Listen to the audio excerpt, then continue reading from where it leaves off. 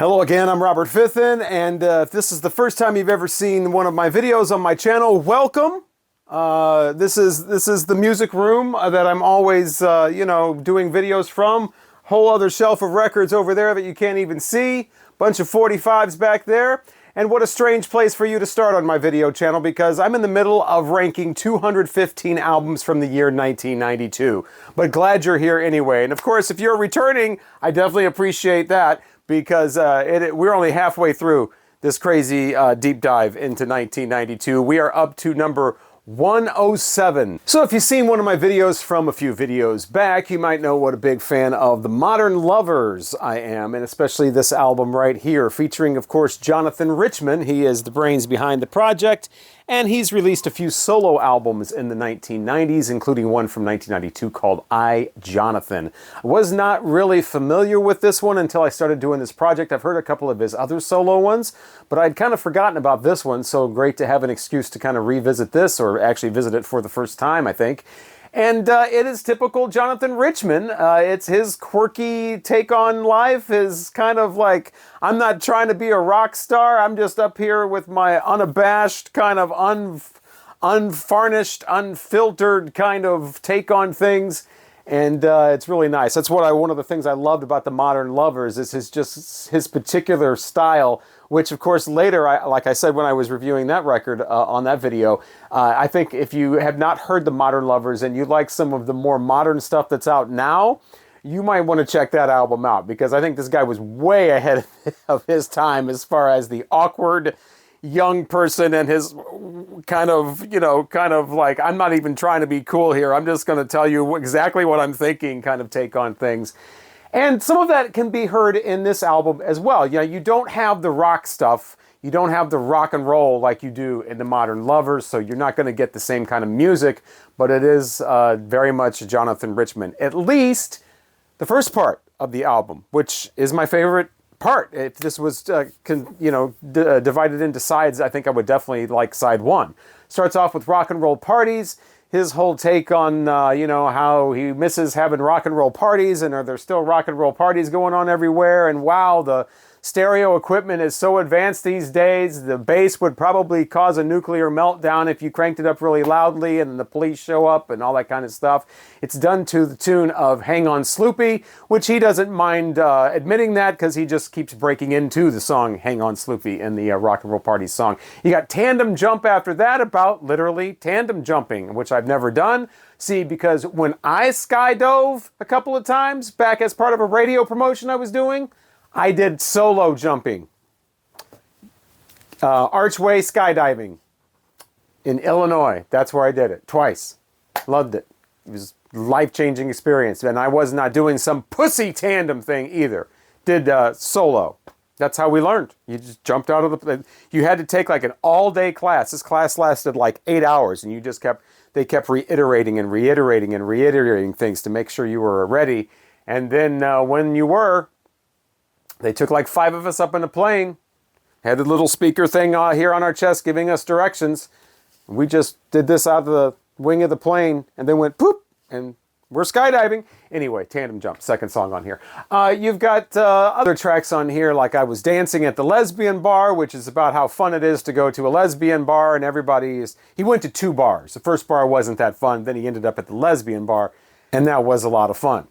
So, that experience is on here, as well as a tribute to the Velvet Underground, just called Velvet Underground. He breaks into like a little piece of the Velvet Underground song Sister Ray while he's singing their praises, so I think that's why Lou Reed gets partial writing credit on that tune.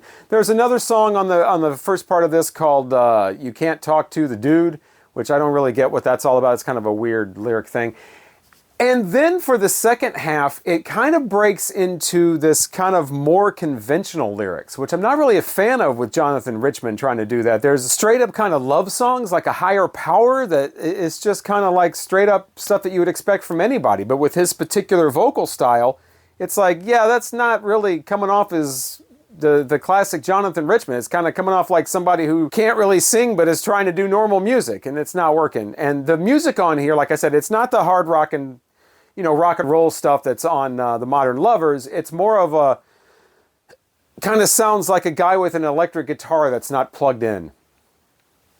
but it's great for the first part. So the second part, not so much. So that's my, it's a half great experience, half of it not. I, Jonathan, from Jonathan Richman. All right, so now it's time to talk about some talented musicians named Phish and their release, A Picture of Nectar. These guys, like I said, super talented. They can play all kinds of different styles.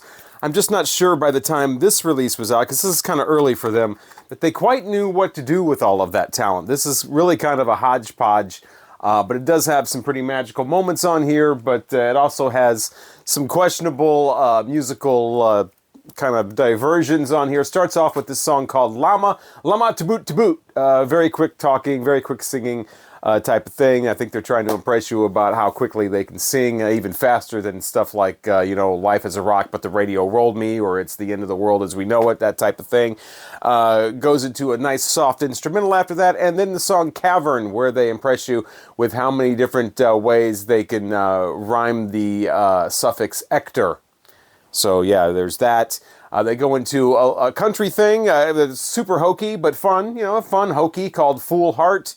About you stole my tape recorder and I'm going to get that thing back. Oh yeah, you took my heart too. I'm going to get that thing back. I'm going to get my heart and my tape recorder back.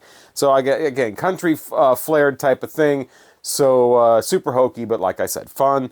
And this whole thing, it doesn't have that... a lot of it doesn't have the jam band kind of thing going on that they become super well known for. But some of this does sound like primers for when you go see them in concert. You kind of know what to sing along with. It kind of has that feeling. They do all of these different styles. They've got Latin music going on here. A dead ringer for Santana called The Landlady. They've got stuff on here that makes them sound like they are the entertainment on like a cruise ship. They've got like almost vaudevillian stuff on here. They've got a song on here called Tweezer that's 8 minutes long that has the clever line, "Step into the freezer and tease her with your tweezer." Just goofy stuff like that. They bring up the energy quite a bit on this Chalk Dust Theater song that, has very nice rock elements to it. Like I said, really brings the energy up. So you go in all kinds of different places. Some of them, maybe some places you don't want to go, like on the cruise ship band, and some of them, like the Chalk Dust thing where, it's Chalk Dust Theater where, it's a little bit more rock oriented. And so you can tell that these guys, and they all play it super well. Super talented, super tight band. The lead vocalist, I believe at this point, is still Trey, and Trey Ensemble, and he hasn't quite got his full vocal chops yet. Like I said, this is pretty early for them. Still kind of finding their way, but they eventually will find that, and of course get this huge following of people that follow them all over in concert, similar to the Grateful Dead or whatever. I have never seen Phish live, tragically. But again, super talented band, super tight band, can do all kinds of different musical styles. And, this release is a pretty fun listen. This isn't too bad, but they do get better with their ones that are coming up. So if you've never heard a Phish album, this might be an okay place to start, but it's definitely not the best place to start. You want to start with one probably a little bit later, Billy Breathes or Farmhouse or Hoist or something like that. So yeah, Phish, super talented, and all kinds of different sounds on this album, but it all falls under that wonderful Phish umbrella. In 1992, Neneh Cherry released Homebrew, her second album. This follows up Raw Like Sushi, which had Buffalo Stance on it, which that was always a big party tune. I always loved that tune with the "looking good, hanging with the Wild Bunch, looking good at a Buffalo Stance, looking good with it." Anyway, that's not on here. This is a more serious kind of album. This is, 1992. We're being socially conscious. We're talking about growing up in the city and loving the city and all that, but you're staying away from the violence, you're staying away from the drugs. All the drugs? I mean, some of the drugs are not. Oh, we're staying away from all the drugs. Okay, I ain't gone under yet. One of the tracks on here. The big two, I think, were Buddy X, which says dedicated to ellipsis, and allegedly it was dedicated to Lenny Kravitz. So people are always writing songs about him for some reason, and they're rarely flattering. And here or whoever she's writing this to, is a hypocrite and treats women like shit and just uses them and lies to them and all these come-on lines and stuff like that, and they don't mean anything. and, you know, allegedly about Mr. Kravitz. So yeah, Justify My Love from Madonna was about him too, right? Maybe not. I don't know. Anyway, yeah, Buddy X. I remember the video for that. Is that the one where she's like got all the girls on one side of the gym or something, and all the guys are on the other side, and she ends up, they're just like blowing each other off, and yeah, right, yeah, whatever, you know, and she ends up taking her panties off and throwing them at some dude, and he puts them on her head. It's like, what? Okay, I did not see that. Where did that come from? Is that a win? Is that empowering to take your panties off and throw them at somebody? Because he's playing around with them on his head, and now you got no drawers. So I'm not sure if that's... Do you get a W for that? Anyway, Buddy X. So it goes on with some other tracks. You know, it's kind of varied as far as how she's approaching either rapping or singing. She's got a great voice, so I definitely prefer the singing. The hip-hop stuff, the rapping doesn't really get in the way too much. It's just there. It's just enough. It's just enough of the rapping. Oh, look, a Fisher-Price farm. See, this was back when music was out that I could, with images that I could relate to. Fisher-Price. There's no other things like this. The booklet is all just black and white drawings and some lyrics. But yeah, you get the Fisher-Price farm on the back. And you get the song Trout. So you're listening to this, you're about 2/3 into it, and suddenly Steppenwolf comes on with the pusher. That's the sample that's used in the song Trout. That was the one that I was most familiar with on here. That's the one that got played on sort of alternative radio. Here in St. Louis, it was 105.7 The Point when they had first gotten on the air. And yeah, Trout is the one that features Michael Stipe. He's on that as well, talking about children need to learn about sex in school. Children need to learn about sex in school. And then the pusher, Steppenwolf, music in the background. I think they also use Led Zeppelin when Levy breaks drums in that as well. So more than just like a sample, it's the backing track pretty much of that. So yeah, a lot of different sounds on here. A pleasant listen. Takes me right back to 1992. So it's got a lot of those viewpoints on here, a lot of those lyrical ideas from Neneh Cherry. And I'm not sure what she did after this. This is kind of, after this, I kind of lost track of her. Still love that Buffalo Stance though. They could have put that on this album too. That's a party tune. Nothing on here stands up to that. Who's that gigolo on the street with his hands in his pockets and his crocodile feet hanging off the curb looking all disturbed? No. All right, now talking about a band from Halifax, Nova Scotia. Their name is Sloan. The album was called Underwhelmed, and you know, I wasn't exactly underwhelmed by it. It's pretty good stuff. Nice, very nice harmonies on this from the very opening track, the title track there. And the thing about this is the more you hear the band and the harmonies and everything without the distortion that comes with the early 90s alternative rock sometimes, the better that they are. Now, some bands really do the distortion thing really well, and it's their whole motif, and it works for them. And if you take it out, you remove a big part of the personality of the sound. And does sound have personality? I think it does. But with Sloan, I think that it actually, they're better when they don't have all of that on there. There's songs on here that really crank it all the way, like the very two-seater towards the end. It's just too much. It's too much. It's too much distortion, too much noise, and it buries what's great about a lot of the songs, a lot of this band. I got familiar with the band Sloan with this album, Twice Removed, which I believe is their second, in college. And it's funny because I really like this, and we used to play a few tracks off of it all the time, like Pen Pals, and I thought they were just some band that had one album out or maybe two and then they went away. These guys have a whole career putting out album after album after album until I saw them talk about it on the As It Should Be channel. Paul on this channel is a huge fan of Sloan. So I, you know, since I like this so much, I got trying to get familiar with some of their other stuff, and this is their debut. And yeah, right from that second song, when the distortion kind of gets brought up a little bit, you're like, man, I wish they'd turn that down. And some of the tracks they do, there's some good stuff on here, like Sugar Tune is great. You've got Take It In, which has this really funky kind of breakdown that I wasn't expecting. So there's nice moments on here, but I think they're probably going to get better as they go along and they get out of that kind of, hey, it's the early 90s, so we got to be all distorted and have just loud guitar noise and just crank everything up, but still try to have the pop flavor that goes with it. I don't, you know, again, it works for a lot of bands. A lot of bands, it's their whole identity. I think for Sloan, though, it doesn't, and when they bring down the distortion, they are a lot better for it. So I'm looking forward to hearing some of their other stuff, but this one was kind of hit and miss for me. Well, it's another year and another remake of Mrs. Robinson. This one, though, is a lot better than that Kick Tracy one that I talked about in the 1991 series. This one is from the Lemonheads on their CD called It's a Shame About Ray. And yeah, this is kind of fun jangle pop kind of stuff, just bouncing around, you know, 2.5 minute, 3 minute long songs. CD itself isn't very long. I think Mrs. Robinson was actually added later as a bonus track, so it was even previously shorter, probably about a half hour long. But yeah, Mrs. Robinson, their version of it actually was on the radio, and there was a video and that whole thing, so they made it a single and all of that. But the thing about the Lemonheads that kind of sets them apart from your just bippity boppity jangle pop pay nice little ditties is the subject matters of theirs is a little heavier, I guess, especially where things like drugs are concerned. They're definitely all about that. They got a song on here called My Drug Buddy, so that's probably the most bold statement as far as a song title that really lets you know exactly what they're talking about. There's more sort of hidden messages here and there that pop up. There's a ceiling fan in my spoon.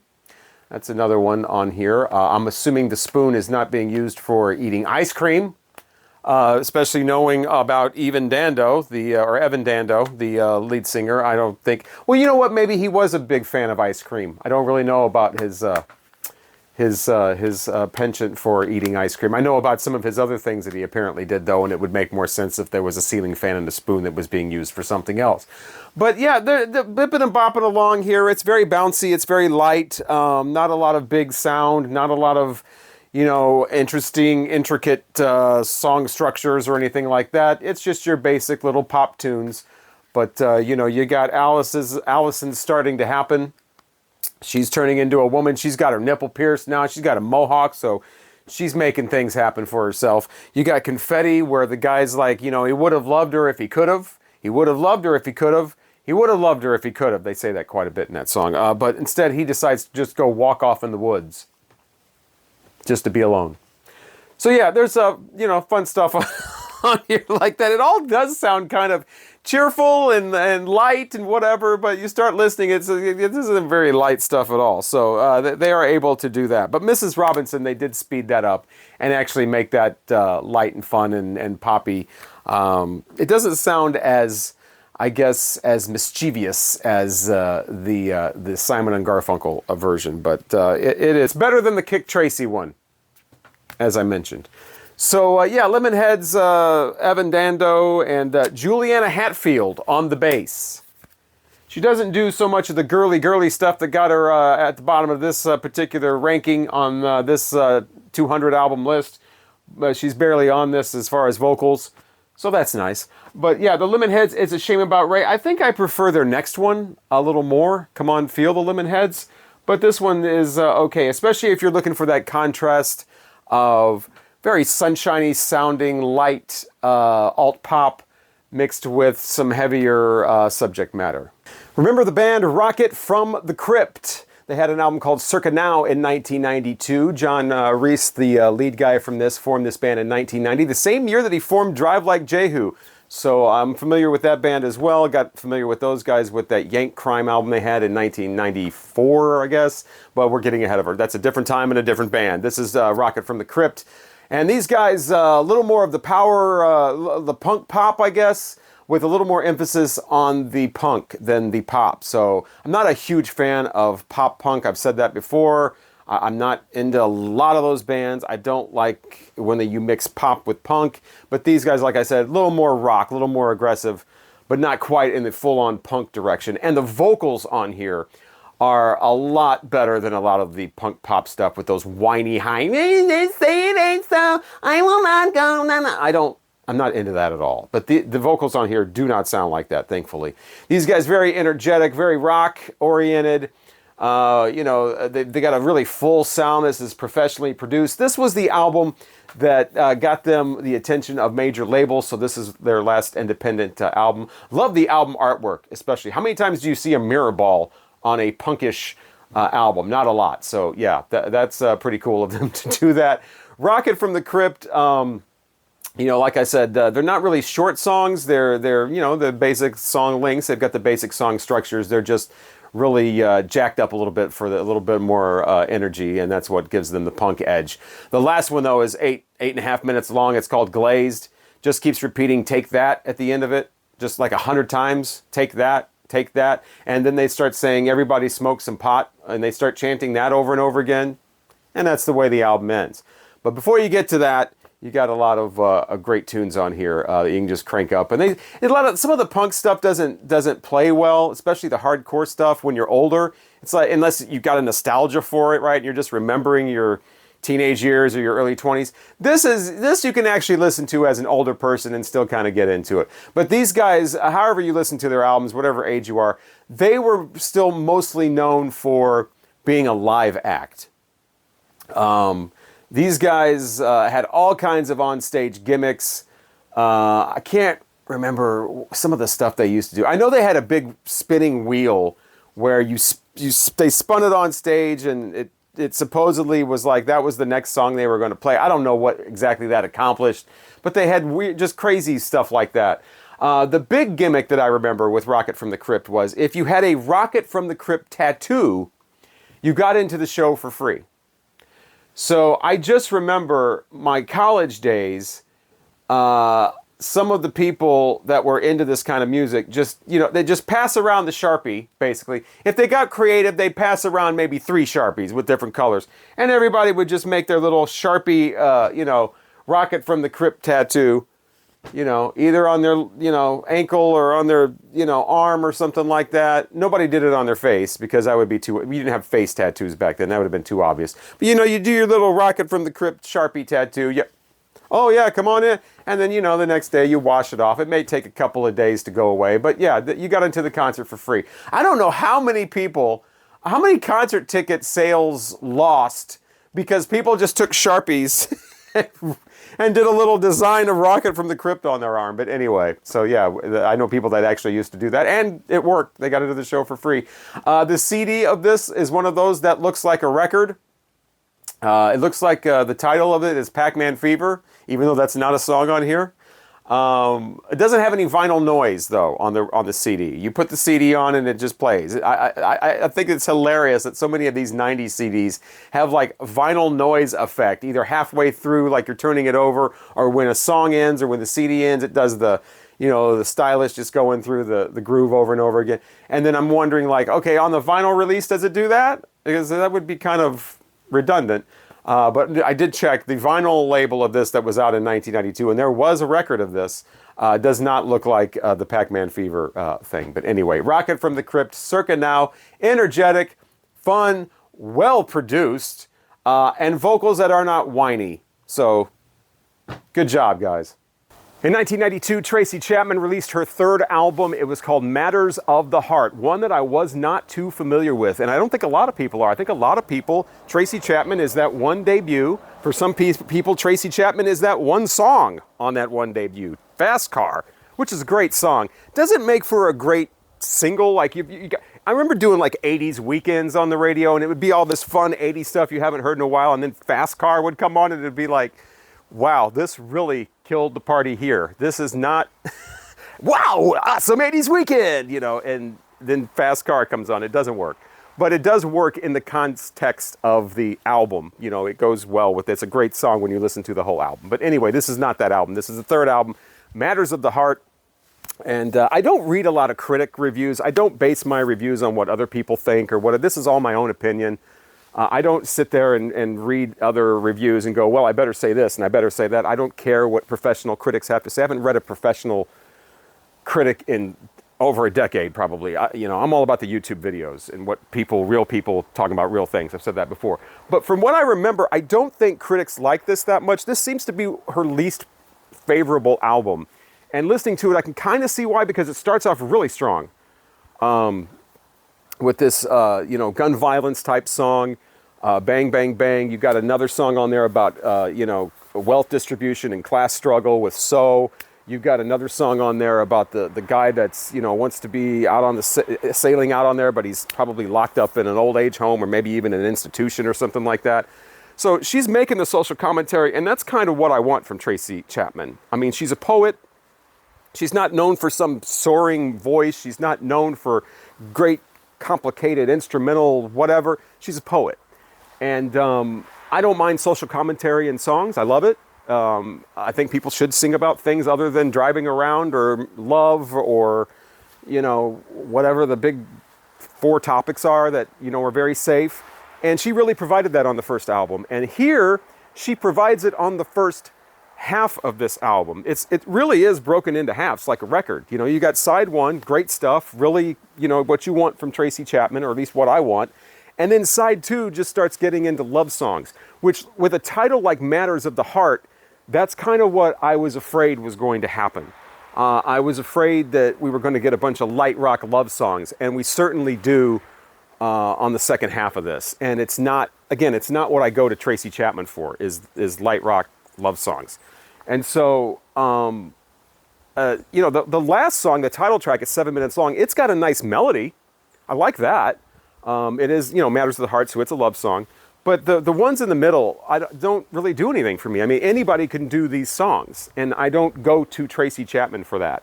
And so she's a little less focused here. She's a little less, I guess, pissed off. She's a little less cut through the bullshit, you know. I'm going to sing my songs about this and this and this.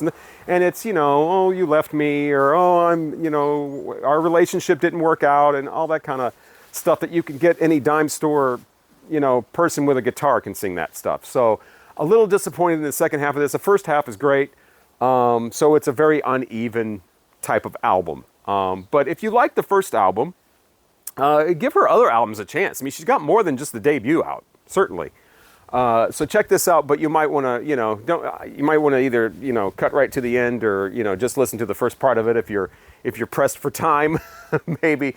But yeah, the uneven, very much uneven album from Tracy Chapman.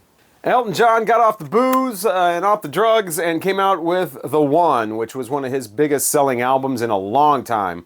And, you know, I'm not really sure why. I like stuff on his other albums a lot better that came out, you know, since.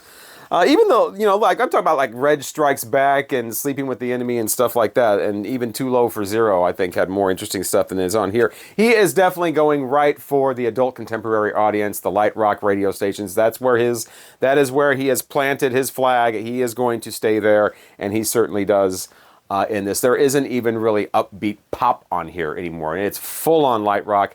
The very first track, called Simple Life, I didn't recognize the title.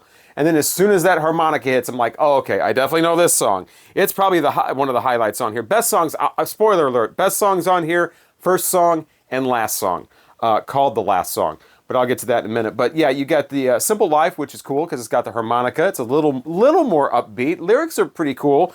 Elton's back, you know, he's playing a real piano again, which is great. I'm all about, you know, I must have said this 100 times in my videos over the year. I'm all about the organic, real instruments, not things pretending to be real instruments. And he's back on a real piano, so that's great. You got The One after that, the title track. Now that's full on wedding reception song. I mean, I'm sure people have played this at their weddings. Baby, you're the one, you know. Great for, you know, your average love song. That's what it is. It's just a love song, and, you know, he's does an okay job with it, I guess. Good enough to probably sell millions of copies. I'm sure it went to #1 somewhere. You get tracks on here like Sweat It Out. Now that's the third track, and that's where you really start to realize, you know, he's playing a real piano, but what about those drums? Why couldn't he get some real drums in here? The drums are the worst part. You know, they're just this very generic drum machine type, you know, augmented kind of click track stuff, and they're just boring, and they really take away from any kind of human element in these songs, make them sound like completely generic. The whole percussion track on there, everything pretty much except the piano, really, musically on here is just very, very bland. So Elton John, I don't know if he was back on a real piano and he wanted to make that absolutely stand out and nothing else even compete with that or what, but it just seems like that's the only standout thing on here is Elton and his piano. Everybody else can just fade way in the background and be completely generic. He's got on here a song called When a Woman Doesn't Want You. Elton! Are we still doing songs like that? You don't have to still do songs like that, man. You don't have to do songs about women not wanting you and giving romantic advice to heterosexuals. Come on now.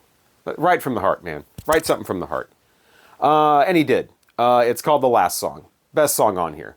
The song where Elton John actually sounds like he is singing about something other than, oh, I love you, and oh, I don't love you, and she don't love him, and oh, baby, you're the one, and all that, and oh, we're going to sweat it out. And the last song is definitely the highlight on here. It's about something real, about something that Elton John probably has had some kind of at least, secondary experience with.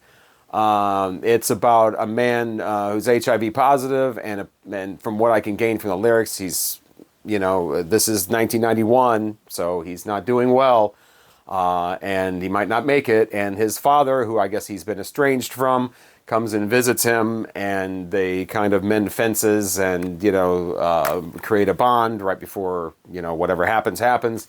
And it's very moving. It's very emotional, but it's very understated at the same time. It doesn't go for this big, grandiose, over-the-top sound. It's a perfect song, and the last song, I mean, he really pulls it out there at the end, but you got to go through a lot of just generic-sounding light rock to get there. But yeah, the last song is the standout track on this by far. But I don't know if that's on a compilation or not with the other 2 singles or 3 singles on here, but that's probably all you would need if it's on a comp. Just get the compilation with that song on there and skip this CD, because the rest of it, like I said, it's a real piano. It's Elton John. It's his voice. You love Elton John's voice. You'll like it, but he's got much, much, much better albums to offer than the one. I thought The Remains of a Winter Storm would be the perfect place to talk about Immortal's 1992 album, Diabolical Full Moon Mysticisms, with titles like Cryptic Winter Storms and Call of the Winter Moon and Cold Winds of Funeral Dust. Yes, that's what we're doing right now. Immortal's 1992 album with cover art that's very appropriate because it does sound like it was actually recorded in a cave. And that's kind of a drawback when you first put it on. It's kind of like, what is this sound? It's like garage rock black metal or something like that, where the instruments are kind of echoey, the vocals are sound like they got the echo as well. Everything is just very echoey. And the guitars are just kind of buried in the mix as well. The drums, they do have that garage rock type of thing. But after a couple of tracks, you do start to get used to it. And it starts to actually I can kind of get into this. This does sound like it's in a cave. It's got that eerie kind of feeling. And the vocals, that's the thing. The vocals, Abbath's Immortal's vocals are just like this screeching panther that just came out of a cave or something like that. So actually it all kinds of works. I don't know if they intended that or if that's just like amateurishness that kind of worked for them in the end. This is the debut full-length album, so they can kind of be forgiven for sounding kind of primitive, but I absolutely love those vocals. It's this high screeching that just sounds absolutely ferocious and demonic at the same time. Sometimes you have to wonder though on the track Cryptic Winter Storms, like they added a little bit of acoustic guitar on that, and it kind of rides over the mix instead of being blended into it, so it just kind of sounds odd. The Cold Funeral Dust, that whole thing is got this swirling kind of outro as it fades out. It's got a nice seasoning on there. I wish they would have done a little more of that in the album. I wish there would have been a little more from the guitars. They kind of just are all more just like rhythm guitars in the background. Of course, it is black metal rhythm guitars, so it is intense, but there's not a lot going on with that. The drumming doesn't have that, that ear-pounding pop that a lot of the extreme metal has, but it all works. Like I said, it all has that cave-like sound, and the panther-like vocals work with that. The intro really sets it up. When you put it on, it's got this kind of, not really a song, but just an intro that has this atmosphere that lets you know exactly what you're in for. So if you're into that, if that sounds like something you're interested in, of course it is black metal, it's extreme metal, so it's not going to be for everyone, but maybe you should check this out. Immortal's debut album from 1992. So out of all of the albums that are being ranked and reviewed here, 215 by the way from the year 1992, out of all of those and everything I'm saying and all the opinions, everything, I don't think anything spotlights that this is really all subjective. This is all based on experience and personal taste and maybe even a little bit of nostalgia thrown in there as well. All of that comes into play with these reviews. I'm certainly not up here speaking facts you know, like fact, this is the worst album of the year. Although, you know, it's pretty, I mean, the Juliana Hatfield's pretty horrible. So is the Def Leppard Adrenalize. But, so yeah, I mean, it's all opinions. None of those albums, none of the albums are spotlighting that as much as Keith Richards' 1992 release. Here is the promo of Main Offender.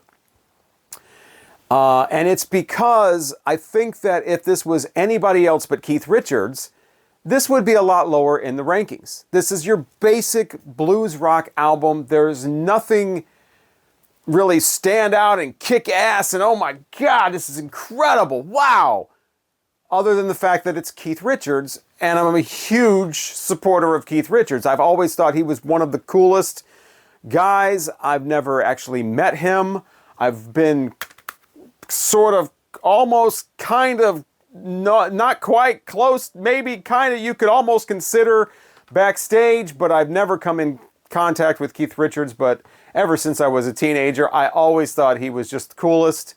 You know, I always thought Mick Jagger is too. I'm not on team Mick or Keith. I think they're both great. I think that's, I don't think you can be, like, I don't have a favorite Beatle either. I mean, I think that the whole, like, combination is what makes it happen. You've got these two completely different personalities leading this group. And I think the Rolling Stones early on were the sort of prototype for a lot of rock bands that came along. As far, not necessarily, you know, like sound is a different thing. I'm not talking about that. I'm talking about just the aesthetics and the working relationships and the personalities. It's like a lot of rock bands were either the Beatles, where you have, like, Kiss is more like the Beatles in that respect, where you have two main lead singers, and they've both got the spotlight. They're both trying to be superstars. You got the battling egos going on, and you got the third guy, you know, the guitarist. He's kind of got his own thing over here going on. He's not connected to those two leads. He does his own thing, like Ace Frehley. And then you got the drummer, who's kind of like the fun guy, and the guy, you know, the guy that's kind of like everybody, you know, everybody likes that guy. He's a cool guy. The Who is sort of similar to that. And then you've got bands like the Rolling Stones, where you've got the one front man, you've got the one lead singer, and the spotlight's on him, and it's his job to be the entertainer, and he's dancing around, and he's the character, and, you know, he's Mr., you know, he's a star of a show. And then you've got the guitarist, a scraggly guy like, you know, Keith Richards, who, you know, does a lot of behind-the-scenes stuff, like the songwriting and whatever, you know, and then coming up with great guitar licks and stuff like that. You know, Led Zeppelin is like that. Queen is like that, you know. And so, you know, you got the bassist over here who's quiet and, you know, more of a musician's type and whatever. So there's a lot, the Rolling Stones are like a prototype for bands like that. And, you know, so now you've got Keith Richards stepping out on his own, doing his own album.